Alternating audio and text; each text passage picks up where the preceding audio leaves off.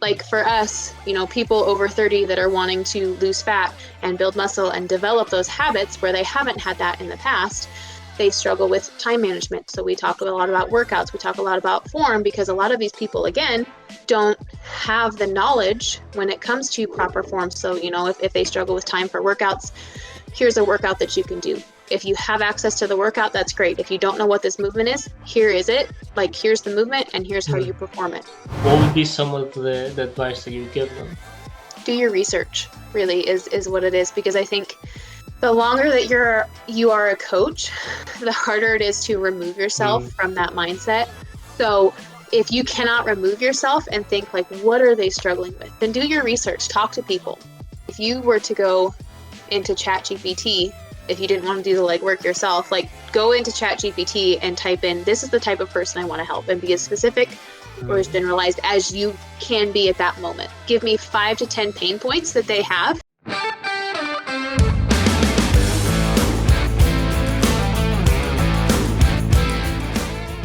Hello and welcome back to PA Chalk Up. Today we have Sam. Hi Sam, how are you doing? Good, how are you? I'm good. So if you just tell us a little bit about yourself and what you do and how you got here. So my name is Sam, obviously. I was a fitness and nutrition coach for almost 10 years, and then kind of got into a space where coaching was not for me anymore. So I was really lucky to work with a great company that allowed me to kind of transition into some of my other skills, which is content and design and things like that. So now I work for the same company. It's called Hidden Summit. We do fitness and nutrition coaching all online. But now I'm a content admin. So I take care of the Instagram page and all of our graphics, all of our stories, some of our website stuff. That's where I'm at now. So same but different. Yeah, and it's interesting when you reached out and we started having a conversation was that obviously social media is such a big thing right now, and essentially all the good coaches are on social media and are constantly posting out. What are some of the trends that you've seen happen and how have you sort of adapted to that? I think especially like when I had started online coaching, it was a big thing to show off like how smart you were, which is not a bad thing to do. But so often I think we get into that space of ego where it's like, I want to show you just how smart I am and all the knowledge that I have. And you forget that you're speaking to people that really don't give a like the knowledge that you have on different amino acid profiles. Like people don't know what to eat for breakfast. Mm, So you see that a lot, and that's fine if that's your demographic. If that's who you're speaking to is higher level athletes that need to know that information or are interested in that kind of information. But for most people, they just want somebody that they can connect with and somebody that has at least the knowledge to help them get started. So I think making that transition of like posting out of ego and like, look at how great I am, look at how smart I am, look at how fit I am, look at how hard I work out, but bringing it down to a level that more people can resonate with and more people can understand. I think that's been the biggest shift that I have started to notice and that I've started to kind of implement. yeah. What sort of things do you implement to differ away from that? Um, it it's taking it down to like the most basic level. And again, in order to do that, you have to think of it more strategically. Like social media is fun and it can be really fun, but if you're trying to run a business or you're trying to get connections or you're trying to get leads and clients from social media, you can't just post whatever you want. You have to have a little bit of Mm, strategy behind it. So knowing exactly who you want to talk to is the most important thing. Like, if you had an ideal client, who would that person be? And writing from a place of every caption should be written as if you're talking to that person. mm. And that makes a huge difference just off the start. If you only did that, that would help. Yeah. So But what are some of the strategies that you would implement or recommend people to start posting and start getting into a space where people can follow them and start really talking to their desired customer? it all starts just from the creation. So when you're going to post content, think of the person that you have in mind that you want to work with and then break it down to like, what is this person struggling with? Like, this is the person that I want to help. What issues are they having? What are their pain points that they struggle with? And write from that. So like for us, people over 30 that are wanting to lose fat and build muscle and develop those habits where they haven't had that in the past, they struggle with time management. They struggle with not knowing exactly what it is they should eat. They struggle with getting in a workout in a timely fashion that's still hard enough to get them results, but it's something that they can do and scale as they progress. Mm. So I'm focusing on like our programming that we have that's available to everybody. It's called S5. We have that available. So we talk a lot about workouts. We talk a lot about form because a lot of these people, again, don't have the knowledge when it comes to proper form. So you can give them a workout plan, but if they don't know how to do the movement correctly, if they don't have the proper form, they're not getting what they need out of it. So it's breaking that, taking that pain point, taking that issue and breaking it down as far as possible. So, if they struggle with time for workouts, here's a workout that you can do. If you have access to the workout, that's great. If you don't know what this movement is, here is it. Like, here's the movement and here's how you Mm. perform it. And from there, like, that's how I like to structure, or how I've started to structure kind of the content is this is the direction that we're moving in so that we can hit those pain points. And then when people come to the page and they can resonate with post after post after post, like, oh, I didn't know that, or oh, that makes so much more sense, or Mm. thank you for posting that. That's how you bring in more of the people that you are trying to help. If we go back to some of like the starting point, how would you start to identify like who your ideal customer is, and then how would you start to build out that sort of script in a sense? That's more like, that's very like individualized, and it just takes sitting down and really thinking. Like, that's another thing that I think is pretty universal. Like, as coaches, like, we want to help everybody. Mm. And you can say that, and that's great because we do. We want to help everybody and we have the knowledge to help everybody because we have these different skill sets. However, in an ideal world, like if you were to walk into work one day or walk into the gym knowing that you had a specific client that you were going to train, what qualities do they have? What age are they? Are they male or female? Are they married or single? What? And it's just breaking it down to be as specific as you can to kind of hit that demographic as closely as possible. And that's, again, dependent upon who you want to work with. Like, I personally like people that like to build muscle, and I like women that are like 25 to 30 because I resonate with them more. You probably don't resonate as much with like 25 to 30-year-old women that just like, but everybody has their preferences and everybody has different skill sets. And it's um, like there are worksheets that you can do to help break that down and things like that. But honestly, I think just asking the question, like, who really do I want to work with? Who would be the best Mm. person that I would want to work with? And even if it starts with a general idea, start with a general idea and get closer as you continue to post. How would you recommend that refinement process to be like? That comes more from experience of like working with different types of people. So, and it comes from, I think, conversations too that you have with people. Again, a conversation with a 21-year-old is going to be different than a conversation with a 34-year-old. So it's like, who do you have an easier time connecting with? Mm. Who is it that you want to surround yourself with, I guess is a better way to put that. And that just comes from experience. So again, if you're just starting out and you're not really sure, have a general idea. And as you post and as you have more clients and as you have more conversations, you start to kind of build that layer by layer of this is exactly who I want to work with. I mean, with the whole social media aspect of coaching and what we do, it's kind of hard unless you're already like in your niche from the start. So say like you're at Division 1 college and you've already got your key participants and you know exactly who you're targeting. That process can be a little bit hard to figure out who it is that you want to speak to, what it is that you want to sort of talk about.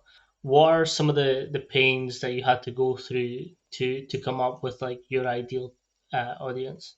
For us, like our target audience, that came more from leadership. So like the owner Mm. Kevin and his brother Derek and our leadership team had to narrow it because it was for a long time just like we want to help everybody because Hidden Summit really started, I guess, really grew in the pandemic, right? It started as an idea and just a short while later the pandemic happened. So it went from this great idea of a coaching company to now like we have to be an online coaching company. So it was open to everybody that just needed the community, they needed the workouts, they needed the support, whatever it may be. So for a long time, it was just everybody. And we went through seasons like everybody does and like every business does, trying to kind of find exactly where we wanted to be. And again, that just comes from experience and all of the clients that we have gone through and all the clients that we have helped. And of course, everybody that comes in, we're there to help and we're there to support and we're there to Mm, get them the results. That's the goal.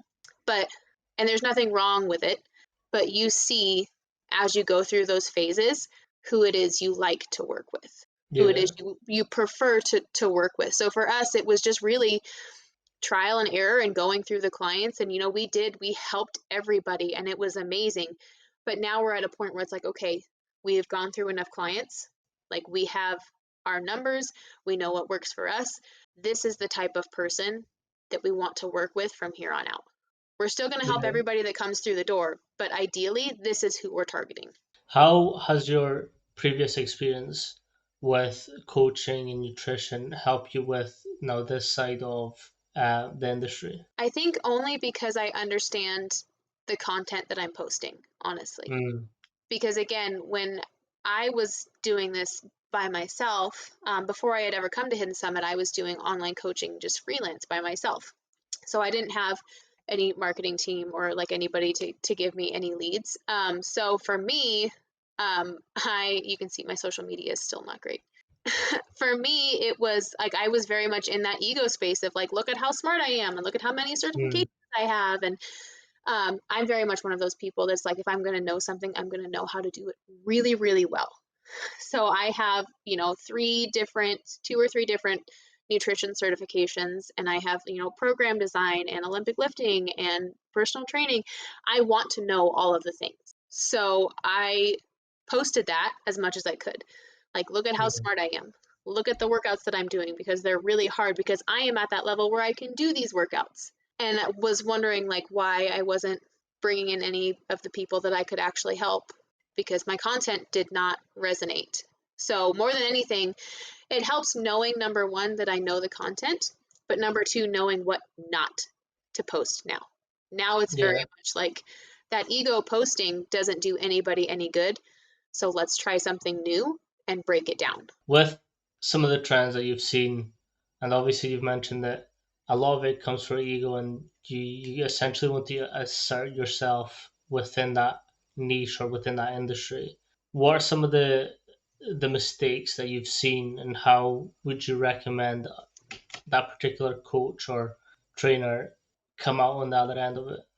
Um, Again, if your demographic is higher level athletes or people that have been in this space for a while and just need the support or whatever it may be, that's great. But if your target is more general population, like average Joe, soccer mom Susie, whatever it may be, um, there's no need to like say, hey, I've been too smart, so now I'm going to dumb it down for you. Because again, that Mm, makes you look like an asshole.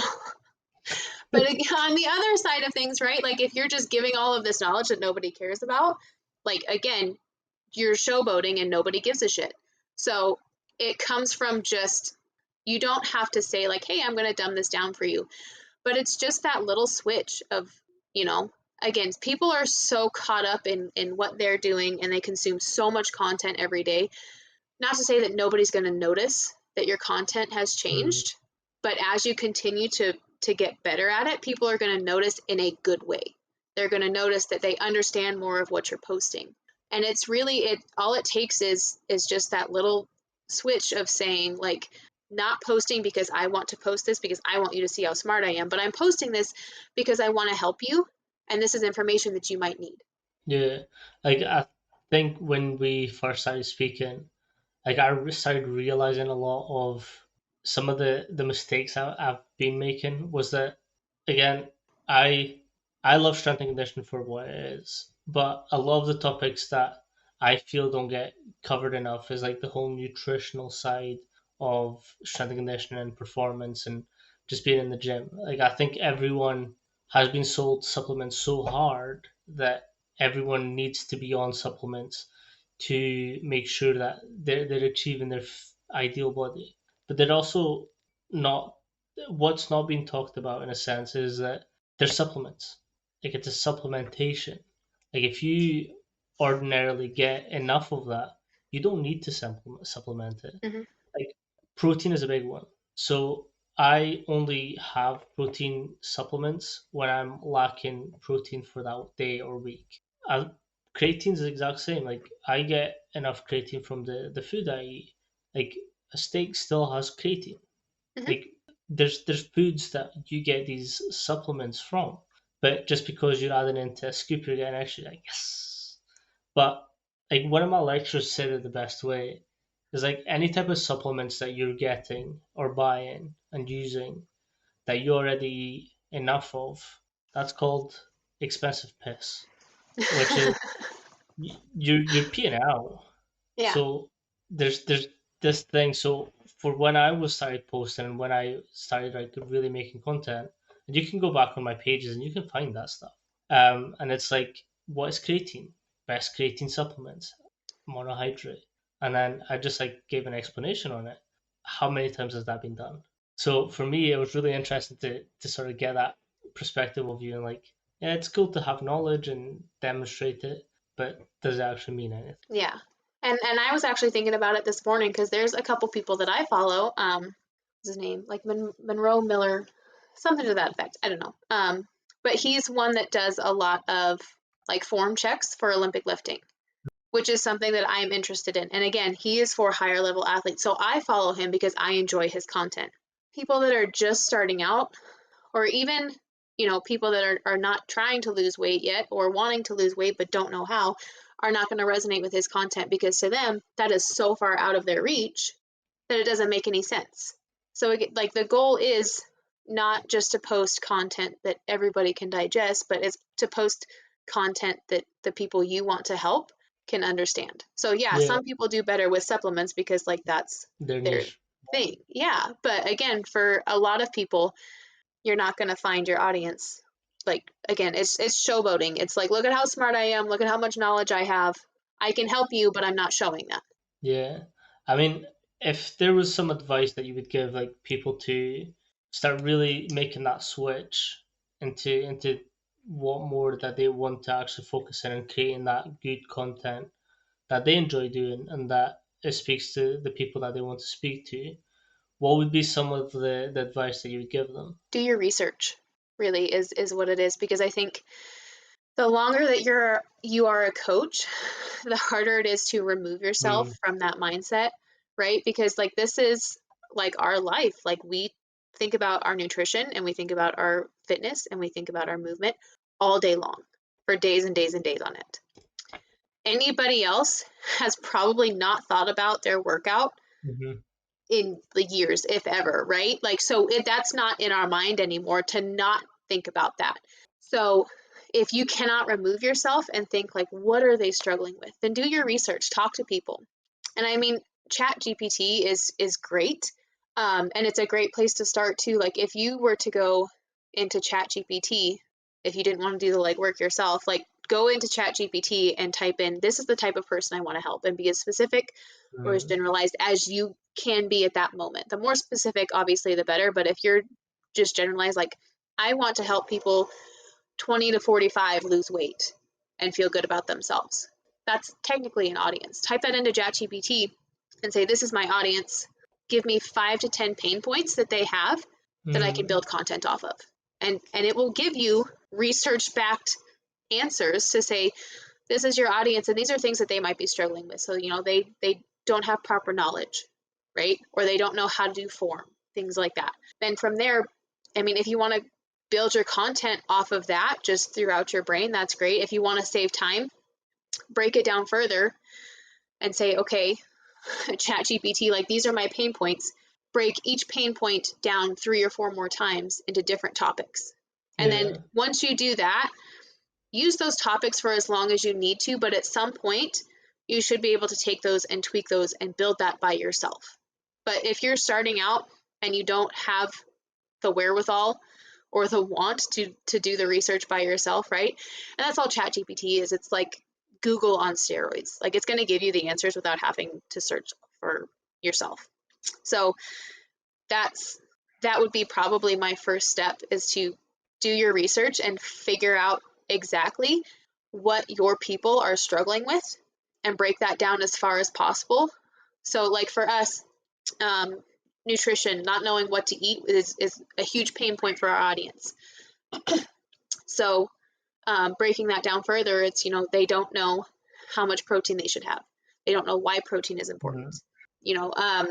They're not comfortable with macros, or they're only comfortable counting calories and they don't know the benefits of macros. So those are things that we talk about either in the DMs, in conversations on Instagram, during our calls, and as I'm building out our content, again, because we've gone through a lot of stages. So as I am working through this, we have a calendar specifically, like, these are our nutrition topics. We're going to talk about, this is what you can have for breakfast. These are meals that you can have. These are recipes that we have in our Facebook group that are available to you, so that we are hitting that pain point in as many ways as possible to help them, and then so that they can resonate and come back and find more information, because that's how you build relationships. And again, I think that's a point to make too, is social media is not just to show yourself off.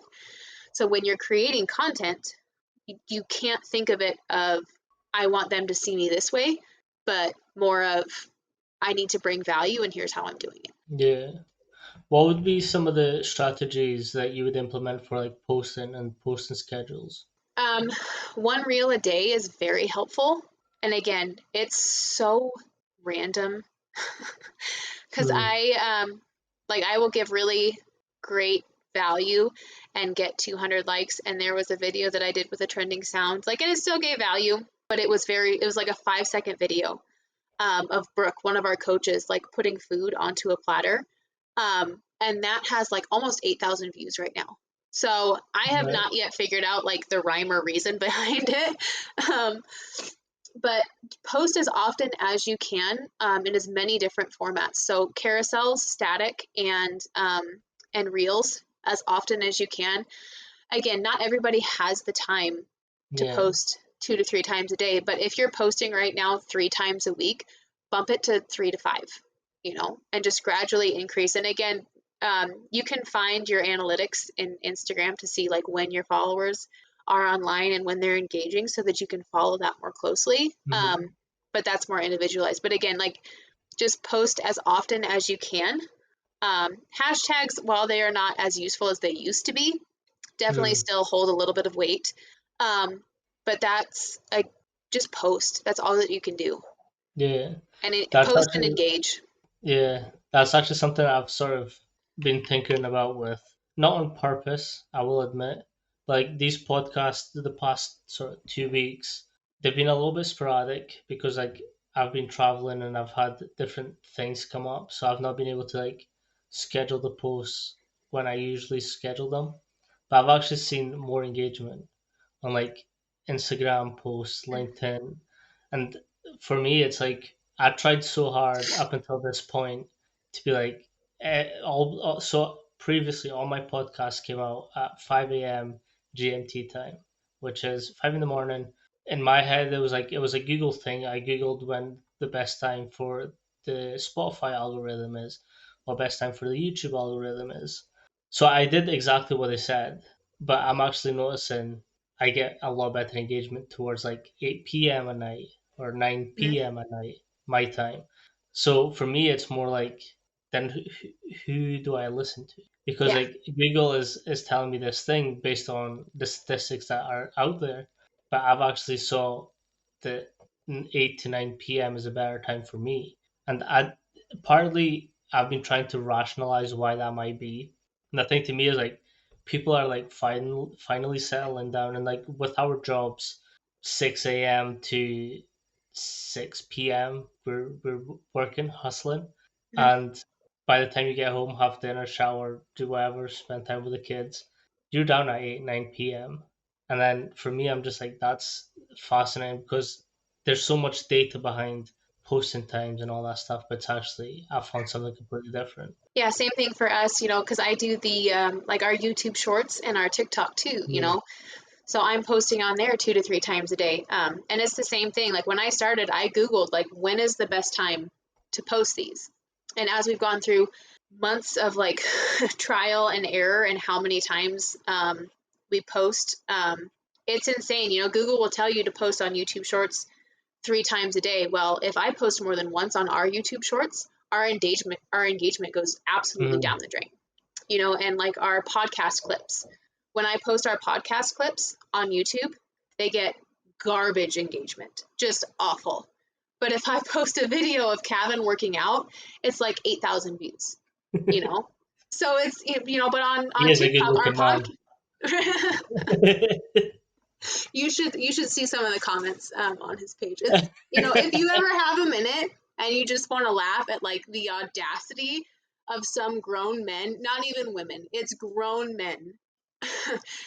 It'll make you I laugh. will But do again, this on the what to do list.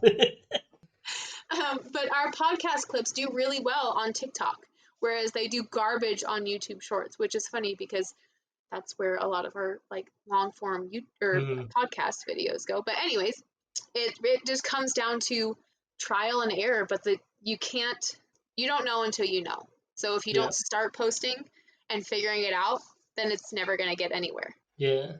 Like that's the thing I've been struggling. Obviously, I do this solo, so it's just me behind everything that happens. Yeah. Having time to like post on Facebook, TikTok, Instagram, YouTube, LinkedIn, like I can spend the whole day just doing that and like trying to engage and all that things. What would be some of the sort of recommendations, or in a sense, what would you say would be the best way to tackle this? Because again, if you like opt out for like scheduling platforms, I've never had much engagement when I've optimized everything. So then I have had to resort back to posting it myself, which then again leads me back to this. What were some of the strategies or recommendations that you'd give for someone that's doing this solo to maximize their posting potential? Pick one. You can't Mm, be great at everything, but if you're really great on one platform, master that before you move on to the next. Like we had our YouTube a very long time ago.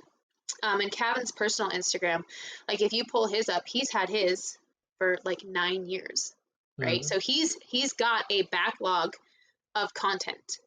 Um, so because he mastered that, it made it really easy. He got engaged yesterday. Day oh, before congrats yesterday. to Gav. Yeah, yeah, he's in Paris right now. Which is why like I have so much free time right now because I don't have anything for him to do. Mhm. Um, but he had that backlog of content already, so it made it really easy to pull from that and post that to YouTube Shorts when like that started to become a thing. Mhm. And then again, like he was posting to his TikTok because he had that content from Instagram. So we had that content when I came in, like there was already a stock of things that I could start to post. Yeah. So once I got that done and down and a schedule of like, this is when I schedule content, like these are the videos that I'm picking, create the captions, schedule it out for the next week, like set it and forget it. I don't have to think about it again. And then at that point, all I have to do is go in and check the comments throughout the week, which is not as much of an issue, right? So mastering that first is why I've taken so much extra time to figure out Instagram, because for a long time there, it was really just like post and pray kind of thing. Like I'm going to Mhm. put out this content and we're going to see how it does because I don't really know. And there was no direction. For a long time, our Instagram page was like not a priority. Um, Again, because Kevin's Instagram is so popular, like, and he gets all these views. So it's really easy for him to convert because Mhm. he's already big enough. But like for our coaches, because they're smaller, when they come in, or people come to our coaches pages and they see Hidden Summit and they go to the Hidden Summit page, I didn't want it to look like trash, pretty much. Like Mhm. that's, Yeah. yeah, because Like like it our all had to coaches, align. yeah, our coaches are great. But if they're coming into the company to be coached, I don't want them to go to the company Instagram page and be like, well, this is shit. Like, why would I do Yeah. that? So once I was comfortable enough scheduling those out and seeing how those performed, I was able to start like putting together a calendar and like these are the topics that we're going on. And it again, I am not the best. I still have a lot of things to figure out, but I have had the better part of the last year to really trial and error and figure it out. And that's where I came to like, again, this strategy of like, this is the audience, this is their pain points broken down, and now I know what to post. Because that Yeah. was definitely not the strategy when I came into it. Obviously, you've had experience in this industry, and apart from the sort of, you obviously understand the concepts that you are putting out and understanding the content. What are some of the other benefits that you found between being in industry, knowing what happens, and like now doing the social media side of the industry? Well, for like selfishly, it took a whole lot of pressure off of me. I think just like physically, because again, as a coach, and especially as an online coach, like it's so important to be able to like showcase the results that you can get, and that starts with you, right? So, if your body is your billboard, like I was exhausted Hmm. trying to look a certain way for so long. So going into the social media side really took a lot of pressure off of me. Again, it was like selfishly, but not having to like push so hard on my body because I was definitely burnt out. Like I was not good anymore. So Yeah. um like that was a benefit just like personally for me moving over to social media. But I think as far as like the knowledge that I have, it makes it a lot easier to create content. Again, like just understanding, and once you have that research and once you have the backing of like, again, going back to these are the issues that they're having. Like if I were talking to one of my clients, and that again, that comes from experience. If I were talking to one of my clients and they came to me like with this question, like, "Hey, I'm struggling to hit all my protein." Like I Mm. know how to handle that conversation. And if I can handle that conversation, I can put that information into a post and I can share that so that more people that have that issue can understand it. And then again, I think that comes back to being able to articulate the knowledge that you have, which we talked about that before. It's one thing to be really smart, but it's another thing to be really smart and be able to explain that in a way that people can understand it. You have to approach it from like, how would I explain this to a client? So it's an easy concept, but you still have to be a good coach. And for me, being a good Mm. coach means being able to explain those things without making somebody feel stupid or making them feel bad for asking a question, right? Like if to me, you are not a good coach if your clients don't feel comfortable coming and asking questions. Mm. Or if they ask a question and their eyes glaze over and they have no idea what you're talking about, you're not a good coach. I think So I've mentioned this to you before, and it was that thing where if a client or an athlete comes to me and is like, "I know you've just went over this, but I still don't know what I'm doing." I always make sure to be like, "That's not your fault. yeah, That's the way I'm explaining it. yeah. I'm explaining it in a way that you're not understanding, so that's on me. It's not that Mhm. you're stupid or dumb. It's that I've not explained myself right." So I'll then look at different ways that I can explain to them how to do a certain movement. Like for Mhm. me, I use cues for everything that an athlete does. So like if we're squatting and their knees are coming in, I'm like, okay, let's pretend we've got carpet underneath our feet, and as we come up, we're pulling that carpet apart. That drives the knees outwards, and that for them is a good cue to be like, okay, as soon as I come up, pull the carpet apart. Mhm. So I think you're absolutely right. It's like when you're coaching people and making them feel, in a sense, inferior for asking certain questions, I think you failed as a coach right there and then. Yeah, yeah, and that's a huge thing too. Is taking ownership and accountability. Like if you're not understanding it, it's not because you're dumb, but it's because I didn't explain it in a way that made sense to you. It's like, so let's take it back and try it again. Um, and so that it stems from just being a good coach and being able to explain what you're talking about. So like that's the first level. It's just knowing how to explain it, and from there, it's breaking it down into like, even if you were to just take a picture of yourself doing whatever, as long as that caption breaks that down, and again, then Mm, you get into like hooks and getting their attention and retaining their attention and things like that. But again, that all comes with practice, and you mm, can't get any better if you don't start. So just start by explaining it. Like if you were to get on a phone call with a client and they had a question, write out how you would answer that question. And once you have that written out, then you can tweak it for social media as little or as much as you need to be able mhm. to post it. So what are your descriptions like do's and do nots? Always use the word you when you're talking. You Mm, see like influencers or things like that. Like, you guys asked me this, or you guys might be having this issue. And that removes that sense of connection. Because it's like, you guys, there's a Mm-hmm. whole bunch of people, whether it's like, I am talking to you directly. You are having an issue hitting your protein. This is how, Yeah. yeah.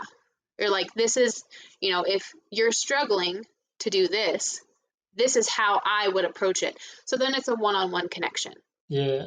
What's your take on like avoid making this mistake? Avoid doing this. It's actually um, scientifically proven that people resonate more with negative experiences than they do with positive. It's a thing to do in your brain. Mm.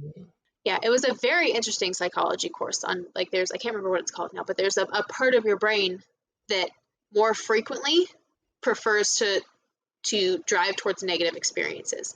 So if you come at it that you are making this mistake, people are automatically drawn to that content. It's not a bad thing to post. Mm. Okay. It's not something that you want to post all of the time, right? Because then Yeah. then you're just negative. Negative However, Nancy. Yeah. yeah, but if you come at it like, you're making this mistake eating your protein, or you're making this mistake doing your deadlifts, people are drawn to that content. As long as you follow it up with, this is how you fix it. Mm. That's a good post. People are going to resonate with that. But we were going back and forward with social media content and how he approaches it. And like for him, he doesn't like the avoid making these mistakes kind of posts because for him it's like, and I get it, I do get it, and I kind of agree with it. But whereas for him, it's like I don't want any type of negative movement associated with what I do because for Mm-hmm. him it's all about challenging that movement to better itself or to constantly drive these performance peaks. So for him, it's like anything negative might defer the the idea that I want to put out there, so he doesn't do it at all. Which Mm-hmm. that made sense to me. But then I'm also very science driven, and I'd be very curious to read that paper as well. Yeah, I'll have to find it. It was part of my last psychology course. It was really interesting. Um, and that makes sense, that to not have anything negative associated. But again, that's if that's his audience, Mm, that makes sense for him. For us, a lot of our people are making those mistakes. Like, say, if we're talking about a deadlift, and you're making these mistakes, I want you to stop that right now. But I'm going to follow it up with, this is how you do it properly. So if you see this and you're doing X, Y, and Z, you're not optimizing that movement. So mm, let's figure out how you can do it properly. 100%. Yeah, that makes sense. Yeah, I suppose it's like again back to the target audience and how you and who you are speaking to. Yeah. With the analytics part, what are some of the things that you read a lot into and some things that you maybe just ignore? Um, Followers are something are It's nice to go on somebody's page and see a lot of followers. Like, everybody wants to see a lot of followers, right? Um, However, for me, it is not something that I am so stuck on anymore. Mm, And we've been steadily gaining, and then we'll lose some, and then we'll gain some again. Um, but followers are just people that are coming back to see your content, and that's great. What's more important is people that are engaging, um, people that are saving, people that are commenting. Comments like, this was so helpful, or like, these are great ideas. Because it's easy to click the follow button, mm, but it's more important how many people are engaging. Like, if you go on Instagram, you can see specifically, of your followers. Like, for us, again, we focus on people over 30. So how many of our followers are over 30 right now? That's something that I want to look at. mm, That's something that I want to see grow. Trying to get more men into our ecosystem, because we focus a lot on women, but we know that there are also a lot of men that are struggling, that are just too stubborn because they're a man to reach out for help, right? So, like, is our yeah. content is our content kind of pushing more towards that, or is there something that I can change to lean more towards men to get them into the ecosystem? Um, External link taps is a big one, because I don't know how Mm, many times, and I'm sure that you've done it too, is you see a post, and then you go to that page, and if you're interested, you click on that link, whether or not you mm, follow them. I've done that. I don't know how many times is I'll go to the link and I will buy something without ever following that page. Mm, So that's another one that I like to look at. And then again, like posting times, um, where they're coming from is not as important to me. But I'd say the big ones is really that engagement, and reach too is up there only because if we have the best content in the world and nobody sees it, then it's not doing anybody any good. So yeah. that's another way, like, how this content isn't reaching as many people. What can I do next time so that this great content that we have from our like experienced, knowledgeable staff, how can that be shown to more people? Yeah, that makes sense. What are some of like the things that irritate you with social media and how people use it? I think a lot of people take to social media to show off, right? Which we've talked Mm. about, and that's great. There are also like a lot of thirst traps, just like for the fun of it. Fun fact, I knew that's what you were going to say. Trying to put that like in the best way possible, but Mhm. like, again, and to each their own. RDLs are my fucking. I love the exercise, but it gets used in a way that I'm not a big fan of. Yeah, and like, and I've seen like those memes of like, when women have a really great arm day, and then the picture that they post is Yeah. like you didn't work that part. I'm pretty sure. Like, I've done this for a minute. I don't think that's what happened. Um, but yeah, and it's just one thing that I do love though is like maybe it's just because the content that I engage with, but you see Mm. more of like, um, you know, I think fitness got a really bad rep for a long time because people are so not obsessed, but we care about the way that we look, Yeah. which is not a bad thing in itself. Um, but it got a really bad reputation for just being self-centered and this, that, and the other. And now you're seeing more of like, I go to the gym for X, Y, and Z reasons, like this is the 1 hour a day that I have peace, or I do this Mm. because, I felt weak for so long and now I want to feel strong. And that's, everybody has their own story, but like for me personally, I resonate with that. Like, yeah, I wanted to look good naked, like everybody does when they start working out. However, I also was dealing with an eating disorder and an abusive relationship, and I had a lot of trauma as a kid. So going into the gym and being able to finally feel strong was huge for me. So I kept doing it because it made me feel strong and not because I was obsessed with the way that I look. And I think you're seeing more of that now of people coming out and showing that, like, yeah, like bikini competitors or bodybuilders, things like that, they look great, but they're still human beings that struggle with these things. It's not that it makes the situation better, but for at least like the hour or two that you're in there, it's like you're escaping. Like I certainly know from my childhood, like the gym was a big part because I could escape from things that were happening, from different like situations I was involved in as well. It was like I'll go into the gym and like it's like those four walls are just where I am and that's the space that I'm being. Is that something that's sort of continued along your way where it's like you transition from that it's my safe space, now I'm a coach, I'm helping people, to then sort of making sure that you're creating content for people to feel safe in that environment. Definitely, yeah. And that's a huge part of the culture at Hidden Summit anyways, is feeling like you belong, right? And Mm. having that community. But it definitely was, exactly like you said. I started the gym for myself, and then I started coaching because I wanted other people to be able to feel good.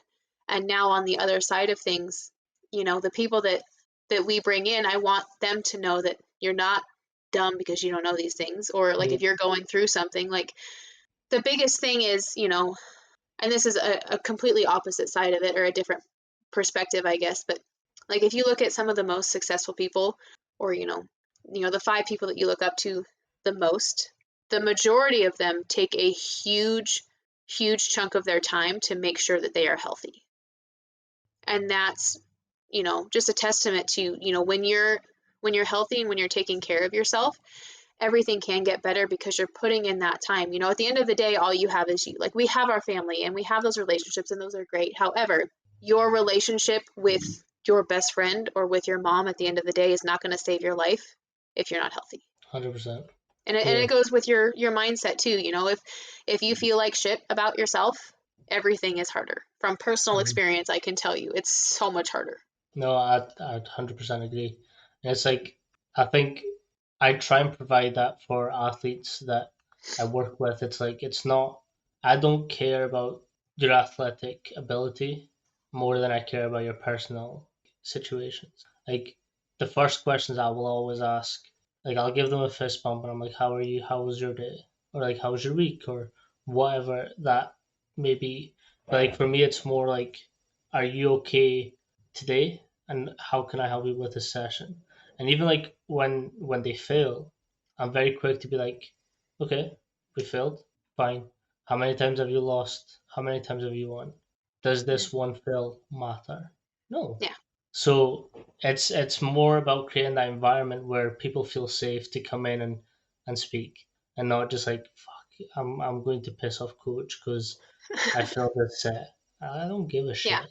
Like, if you're in here and you're performing, sick. If you come in and you have an off day, sick. Let's talk Mhm. about it. Like, I've got an athlete just now who he works as well as his sport, and like his job is a manual job, so he has to constantly like there's a lot of long days that he has, and like he'll come in exhausted one day, and I'm just like, one of those days, and he's like, yep. I'm like, cool, let's just get through the session. And it's like providing that ability to not make them feel like they have to perform every single time. Like, it's okay Yeah. to fail. Yeah. The two things that I would say to every client that I had our first call was that I never expect you to be perfect, but I expect you to show up. And along with that is, we talk a lot about being 1% better every day. And that does not mean that like you're going to be at 100% and then the next day we're going to be at 101 and you're just going to continue to push that and get better. What it means is one day you're going to be at 100% and you're going to give everything you got and it's going to be a great fucking day. But the next week you might have a day where you're operating at 2%. But if you can show up and give me that 2%, that was a 100% day. Mm-hmm. So it's it 100%. yeah, it's along the same lines of just, I don't expect you to do anything other than show up. And if you're showing up, then we can get better. That's my whole thing as well. Is like, we'll just keep making that one session the best it can be. Like, there's a lot of times that athletes fail, and I'm just like, let's talk about it. Let's Yeah. figure out why. If it's a technical thing, easy. If it's more of a like a complex subject that there's a lot going on in your head, then let's talk about it. But let's also figure out a solution to make you go through that the most effective as possible. And I think that's Mm-hmm. what a lot of coaches miss, is that human ability to coach someone. Mm-hmm. Yeah. Yeah. Without that empathy and being able to say, again, in my mind, if I am your coach and you're coming to me with a problem, that's fine to have a problem. Everybody has problems. But at the end of this conversation, we have a plan. If we don't have a solution, then we have a plan to get to a Mm, solution. 100%. Whatever it may be. Yeah, I agree. I agree. Thank you so much for coming on and sort of giving your side of the industry, because there's so much that goes into this industry as well that you'll sometimes overlook different aspects. And because social media is so prevalent now, it's good to have someone that's really got both sides of the story to come in and talk about it. If you want to plug your Instagram or anything else that you've got going on. Yeah.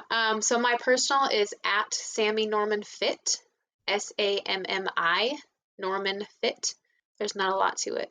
I'll admit I'm not very good. If I post anymore, it's not a whole lot. And then the Hidden Summit page is at Hidden Summit _, which is where I am pretty much every single day. Yeah. Nice. Yeah. Thank you so much for coming on, and peace.